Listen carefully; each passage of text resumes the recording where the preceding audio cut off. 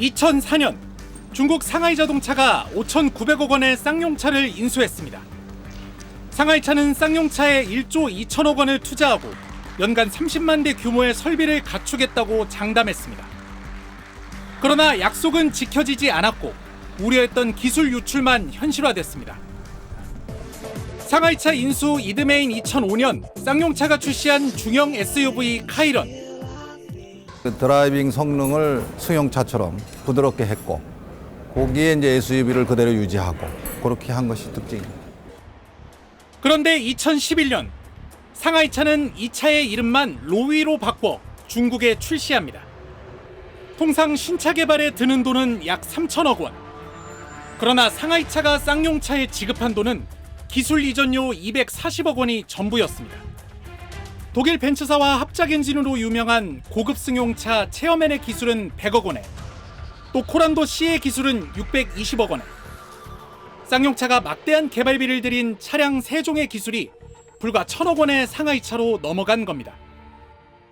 아직 생산도 안 되는 차량의 도면과 생산 기술 그리고 부품 산업에 대한 부품원까지 모든 전반의 양산 기술까지를 현지 또 도면과 우리 현지 엔지니어들을 통해서 직접적으로 다 이렇게 전수해 가는 것들을 우리는 좀 확인했고, 심지어 국가 핵심 기술인 디젤 하이브리드 기술 일부가 상하이차로 넘어간 사실도 드러났습니다. 기술 유출엔 주 채권은행인 산업은행의 책임이 큽니다.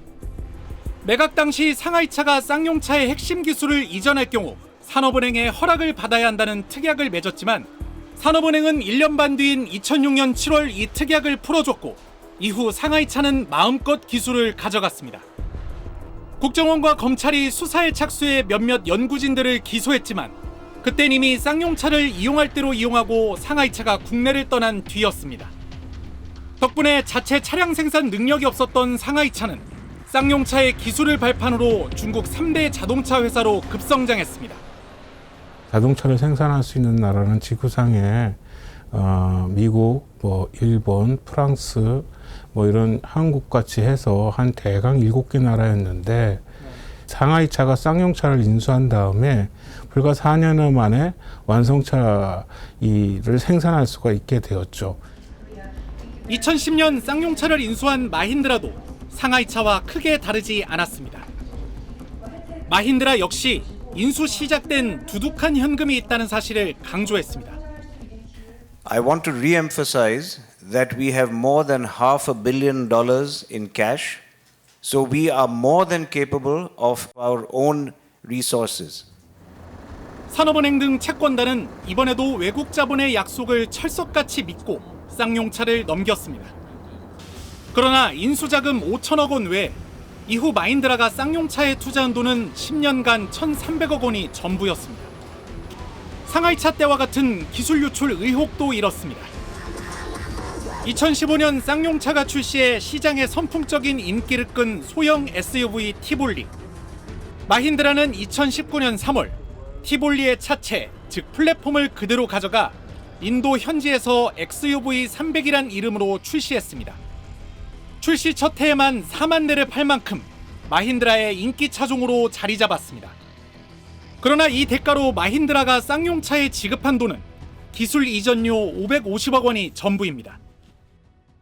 마힌드라가 인도에서 팔고 있는 차량의 20%가 티볼리예요. 20만 대 파는데 4만 대가 티볼리입니다. 인도가 코로나 팬데믹으로 굉장히 어려움을 겪고 있는데 그 과정에 마힌드라가 살 수 있게 해준 제품이 있다면 사실 티볼리라고 볼 수 있죠. 그 정도의 제품이고 아마 그 2년 넘게 팔았으니까 현재 아마 그 매출액만 1조 원 이상 시연을 해준 이 차량으로 보이는데 이걸 단순히 이제 550억으로 끝을 낸 거죠. 마힌드라는 경영 위기가 가속화된 2020년 2,300억 원을 추가 투자한다던 말을 뒤집고 쌍용차 매각에 나섰습니다. We continue to stay firm with our view that we're not going to invest anymore. SsangYong is looking at a potential investor. 쌍용차를 매각할 때마다 정부와 산업은행은 노동자들에게 임금 삭감, 무쟁의 약속 등의 일방적 희생을 강요했지만 돌아온 건 외국 자본의 먹튀라는 비판이 나오는 이유입니다. 쌍용차는 결국 17년 만에 다시 국내 기업에게 인수될 전망입니다.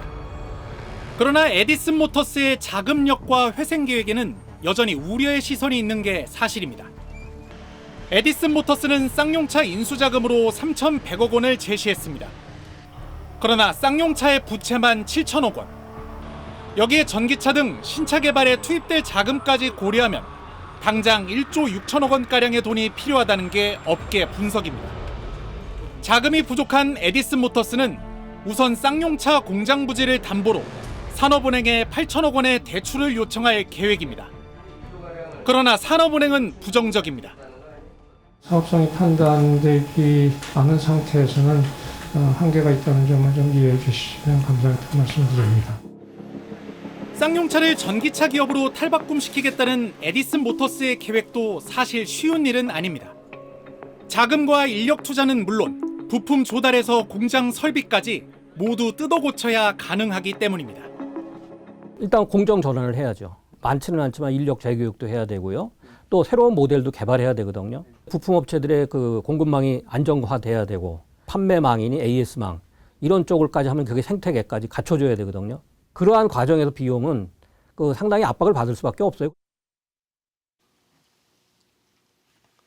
상하이차, 마힌드라 그룹, 그리고 산업은행. 외국 자본은 탐욕스러웠고 정부와 채권단은 이들의 먹튀를 방관했습니다. 파업으로 맞섰던 해고 노동자들은 공권력에 짓밟혔고 여전히 손배소의 덫에 걸려 있습니다. 이제 국가기관만이라도 손해배상 소송만큼은 취하하는 게 책임 있는 자세가 아닐까 싶습니다.